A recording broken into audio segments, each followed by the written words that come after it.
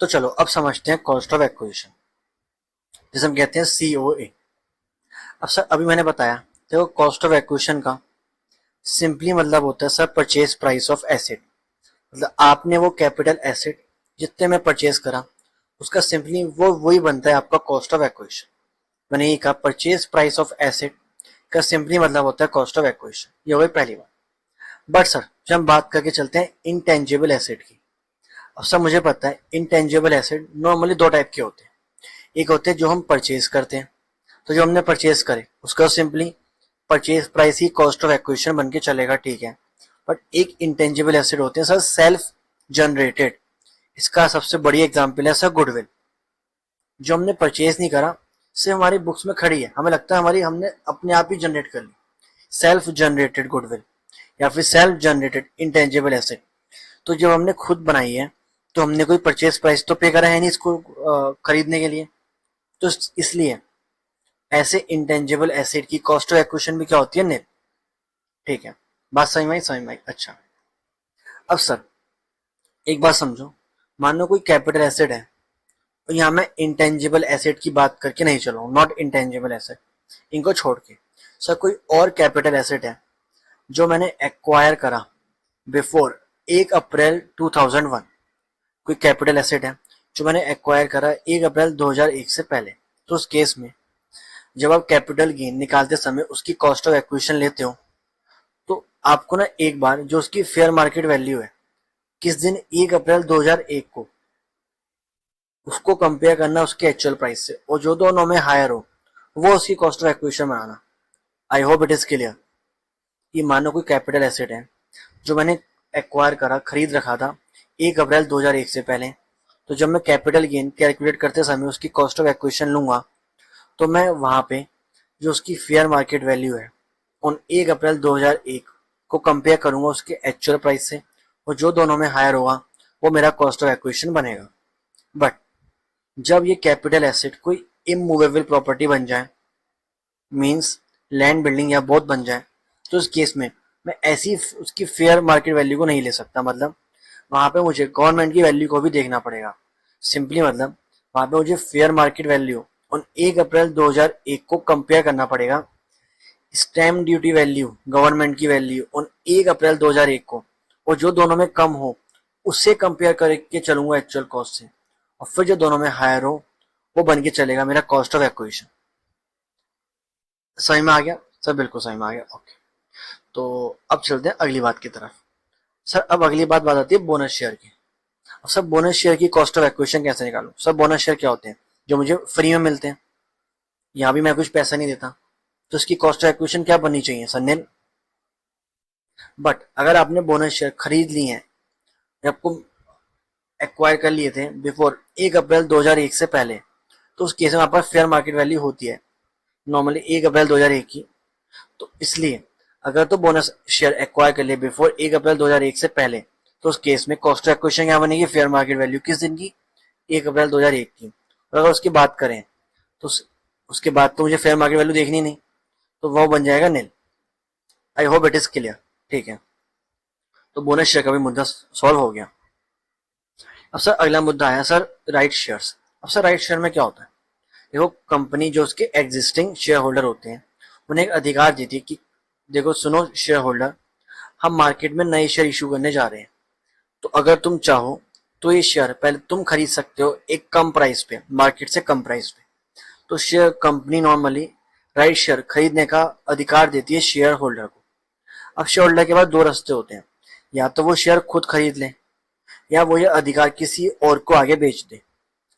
अगर तो share holder ने ये राइट शेयर खुद खरीदे थे और अब वो इन राइट शेयर को बेच रहा है, तो इस केस में इन राइट शेयर की कॉस्ट ऑफ एक्विजिशन क्या बनेगी? जितने में शेयर होल्डर ने ये शेयर कंपनी से लिए थे। सही बात तो समझ में आ गई। सर दूसरा केस, मानो शेयर होल्डर ने ये अधिकार किसी और को बेच दिया था। अब सर क्या होगा? अब क्योंकि शेयर होल्डर ने ये अधिकार किसी को बेच दिया, एक कैपिटल एसिड बेच दिया, राइट भी क्या है सर? एसिड है, इसका ट्रांसफर करा, तो यहाँ भी कैपिटल गेन आया राइट बेचने का। तो ये जो शेयर होल्डर को राइट बेचने का गेन हुआ, ये हमेशा शॉर्ट टर्म गेन निकलता है। और कैसे निकलता है सर? उसे कितना पैसा इस अधिकार को बेचने से मिला, माइनस कुछ उसने एक्वायर करने के लिए कुछ कॉस्ट तो खर्च करी नहीं थी, तो जितना ही पैसा उसे मिला वो उसका सीधा गेन बन जाता है, वो भी short term gain, always short term gain. और अब जो उसने जिस अगले बंदे को बेचा था ये अधिकार, उसने कंपनी से शेयर लिए होंगे, तो अगर वो अगला बंदा अब जाके वो शेयर बेच रहा है तो उसके लिए कॉस्ट क्या बनेगी? सर उसने एक तो कंपनी को पैसा दिया शेयर खरीदने का, उसके अलावा एग्जिस्टिंग शेयर होल्डर को पैसा दिया अधिकार खरीदने का, तो इन दोनों को जोड़ोगे तो उस थर्ड पर्सन के लिए वो कॉस्ट ऑफ एक्विजिशन होगी। तो आई होप ये राइट शेयर का मुद्दा भी आपको समझ में आया होगा। अब सर जब भी हम कॉस्ट ऑफ एक्विजिशन लेते हैं तो देखो एक ऐसे बार बार ये कॉन्सेप्ट आपसे एग्जाम में पूछते हैं, सर एडवांस फॉरफिट है, सर ये क्या है? देखो फॉर एग्जाम्पल मैं कोई प्रॉपर्टी मार्केट में बेचने गया और मैंने इस प्रॉपर्टी के अगेंस्ट एडवांस ले लिया और आगे चल के मानो वो सौदा नहीं हो पाया, तो जो बंदा बेच रहा होता है वो इस एडवांस को फॉरफिट कर लेता है, मतलब वापसी नहीं करता है, कहता नहीं तुमने सौदा नहीं करा तो ये अब एडवांस मेरा। तो अगर ऐसा केस है कि एडवांस मनी फॉरफिट करी है किसी ओनर ने और अब वो ओनर आके उस प्रॉपर्टी को बेच रहा है, तो उस केस के अंदर उस एडवांस का क्या करें? क्योंकि इस प्रॉपर्टी के लिए एडवांस लिया था, प्रॉपर्टी बिकी नहीं, एडवांस मैंने अपने पास रख लिया, तो ये मेरी इनकम तो हो गई, पर इसे कैसे टैक्सेबल करें? तो देखो तो आपको देखना पड़ेगा अपने एडवांस कब फॉरफिट करा। अगर तो आपने एडवांस फॉरफिट करा है बिफोर 1 अप्रैल 2014 से पहले, तो उस केस के अंदर जब हम ये प्रॉपर्टी एक्चुअल में बेचते थे तो हम इसकी कॉस्ट ऑफ एक्विजिशन में से ये एडवांस मनी फॉर जो फॉरफिट थी वो माइनस करते थे, और फिर इसके बाद जो वैल्यू आती थी उसे कॉस्ट ऑफ एक्विजिशन लेके चलते थे। और कब माइनस करते थे? बिफोर इंडेक्सेशन, ठीक है।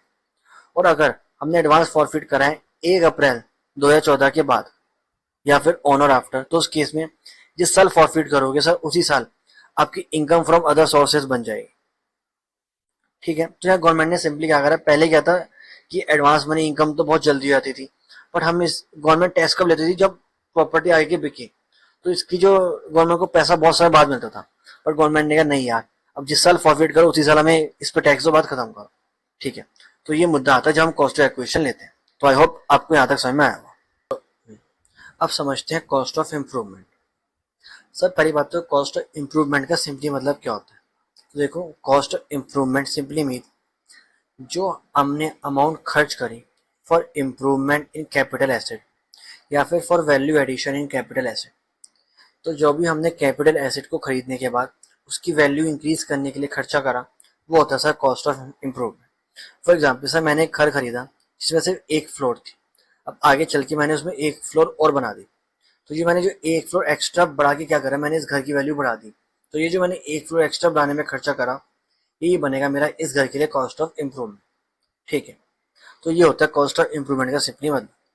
अब सर यहाँ पे एक बात और समझो, जब भी आप कैपिटल गेन निकालोगे तो जो भी कॉस्ट ऑफ इम्प्रूवमेंट होता है बिफोर 1 अप्रैल 2001 से पहले वाला, उसे हम इग्नोर करके चलते हैं। सर क्यों? क्योंकि अभी हमने ऊपर पढ़ा कि जब अगर कोई ऐसा एसेट है जो मैंने एक्वायर करा बिफोर 1 अप्रैल 2001 से पहले, तो हम कॉस्ट ऑफ एक्विजिशन की जगह कभी कभार उसकी फेयर मार्केट वैल्यू हम कंसीडर करते हैं, अगर वो कॉस्ट से ज़्यादा होती है, एक्चुअल कॉस्ट से ज़्यादा होती है। तो जब आप फेयर मार्केट वैल्यू लोगे तो देखो, तो इस 1 अप्रैल 2001 से पहले जो भी वैल्यू एडिशन हुआ होगा प्रॉपर्टी में, उसका अफेक्ट ऑलरेडी इस फेयर मार्केट वैल्यू में आ गया होगा, है ना। तो इसलिए आप अलग से लेने की जरूरत नहीं है। तो इसलिए इनकम टैक्स एक्ट कहता है कि cost of improvement before 1 April 2001 should be ignore, पहली बात। सर अगली बात, इंटेंजिबल एसेट के लिए ऑलवेज कॉस्ट ऑफ इम्प्रूवमेंट क्या होता है? नील, क्योंकि इसमें ऐसे कोई इम्प्रूवमेंट का खर्चा आप नहीं करते, ठीक है। यही सारी बात थी कॉस्ट ऑफ इम्प्रूवमेंट की। अब सर अगली बात, एक अलग नई चीज ऐड हुई है, ये बात ये कहती है मानो कोई ऐसी अमाउंट है जब ऑलरेडी हम क्लेम कर चुके हैं अंडर हाउस प्रॉपर्टी में, अंडर सेक्शन 24B या फिर चैप्टर 6A में, तो वो उस अमाउंट को ना ही कॉस्ट ऑफ एक्विजिशन और ना ही कॉस्ट ऑफ इम्प्रूवमेंट का पार्ट बनाना। सब बेसिकली कहना चाह रहा है, देखो हाउस प्रॉपर्टी के अंदर ये बात कर रहा है इंटरेस्ट की। अगर मैंने कोई लोन लिया और उस पर इंटरेस्ट पे कर रहा हूँ, तो मैं ऑलरेडी 24B में ले चुका हूँ, तो उसे कॉस्ट ऑफ इम्प्रूवमेंट या कॉस्ट ऑफ एक्विजिशन मत लेना। और यहाँ पे सिंपली बात कर रहा है चैप्टर 6 के अंदर, अगर कोई लोन लिया और अब उसका प्रिंसिपल रीपे कर रहे हो जो ऑलरेडी चैप्टर 6 में क्लेम कर रहे हो, तो उसे यहाँ पे लेके मत चलना, सिंपली ये बात कह रहा है, ठीक है। अब सर एक मुद्दा आया सर इंडेक्सेशन। सर अभी जब मैं ऊपर कंप्यूटेशन ऑफ कैपिटल गेन की बात करके चल रहा था, तो मैंने वहां पे देखा था कि कभी कभार मैं कॉस्ट ऑफ एक्विजिशन की जगह इंडेक्स कॉस्ट ऑफ एक्विजिशन लेता हूँ, या कॉस्ट ऑफ इम्प्रूवमेंट की जगह इंडेक्स कॉस्ट ऑफ इम्प्रूवमेंट लेता हूँ। सर इस इंडेक्स का मतलब क्या है? मैंने कहा था कभी कभार हम कॉस्ट ऑफ एक्विजिशन को या कॉस्ट ऑफ इम्प्रूवमेंट को इंडेक्सेशन करते हैं। सर कब करते हैं? तो समझो जब भी हम किसी लॉन्ग टर्म कैपिटल गेन के ऊपर ट्रांसफर, उसका मतलब किसी लॉन्ग टर्म कैपिटल एसेट का ट्रांसफर होता है, और उसके बाद जब हम उस पर कैपिटल गेन की कैलकुलेशन करके चलते हैं, तो वहाँ पे हम कॉस्ट ऑफ एक्विजिशन की जगह या फिर कॉस्ट ऑफ इम्प्रूवमेंट की जगह इंडेक्स कॉस्ट ऑफ एक्विजिशन या फिर इंडेक्स कॉस्ट ऑफ इम्प्रूवमेंट लेके चलते हैं। तो मैंने यही कहा जब भी मैं किसी लॉन्ग टर्म कैपिटल एसेट के ऊपर गेन निकालता हूँ, तो हमें कॉस्ट ऑफ एक्विजिशन या कॉस्ट ऑफ इम्प्रूवमेंट को मुझे इंडेक्स करना पड़ता है। अब सर इंडेक्स कैसे करते हैं?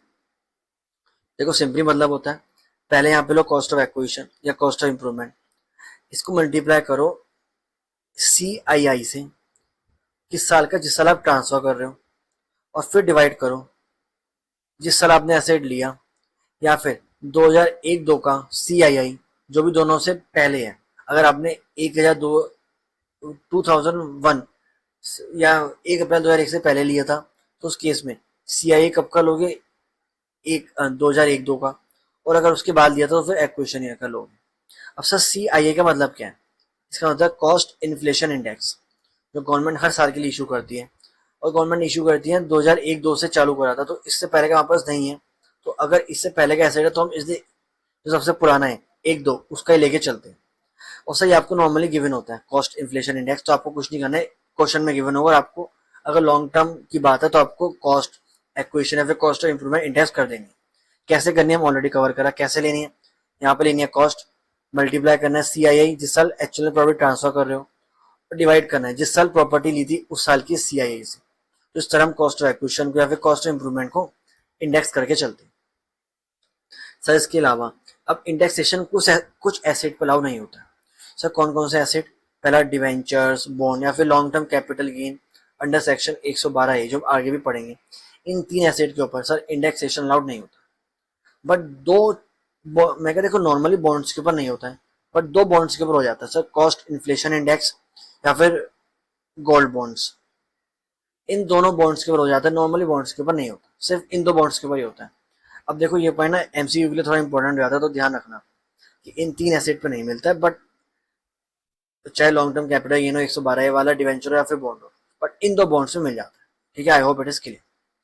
अब सर आपको एक बात बताऊं, एक डेट मैंने आपको बताई थी 23 जुलाई 2024। अब इसको गवर्नमेंट ने बहुत बड़ा चेंज लाया। गवर्नमेंट ने क्या, अगर आप ट्रांसफर करते हो कैपिटल एसेट ऑन और आफ्टर 23 जुलाई 2024, चाहे उसके बाद लॉन्ग टर्म हो शॉर्ट टर्म हो, डज नॉट मैटर, आपको इंडेक्सेशन नहीं मिलेगा।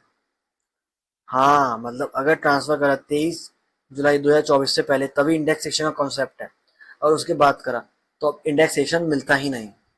तो ये चीज आपको ध्यान रखनी है। तो इस तरह हमने इंडेक्सेशन भी अच्छी तरह समझा। आई होप इट इज क्लियर।